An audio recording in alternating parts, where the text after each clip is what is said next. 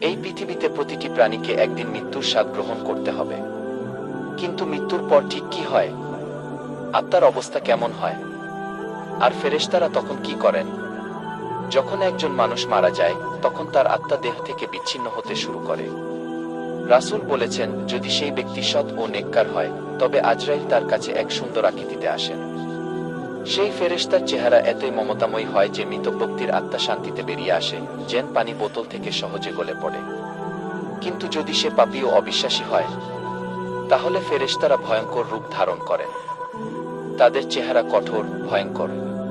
আজরাইল আত্মা ছিনিয়ে নেন এমনভাবে যেন লোহার কাঁটা দিয়ে ভেজা পশম টেনে বের করা হচ্ছে। সেই আত্মা তখন চিৎকার করে ওঠে, কিন্তু কেউ শুনতে পায় না। তারপর শুরু হয় দ্বিতীয় ধাপ। যারা নেককার, তাদের আত্মা সাদা কাপড়ে মুড়িয়ে আসমানে নিয়ে যাওয়া হয়। ফেরেশতারা একে অন্যকে জিজ্ঞেস করেন, এটি কোন নেককার বান্দা? আর আল্লাহর দরবার থেকে আদেশ আসে, একে জান্নাতের সুসংবাদ দাও।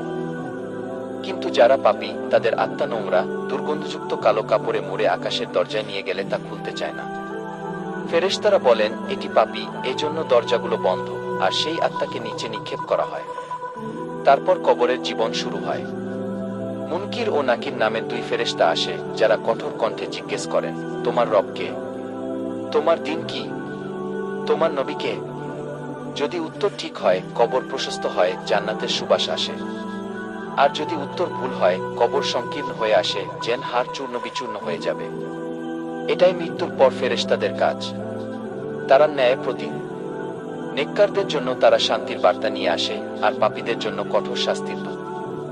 এখন প্রশ্ন হলো, আমরা কি সেই আত্মাদের দলে যারা ফেরেশতাদের মমতা পাবে, নাকি সেই দলে যাদের জন্য কবর হবে ভয়ঙ্কর অন্ধকার এক কারাগার?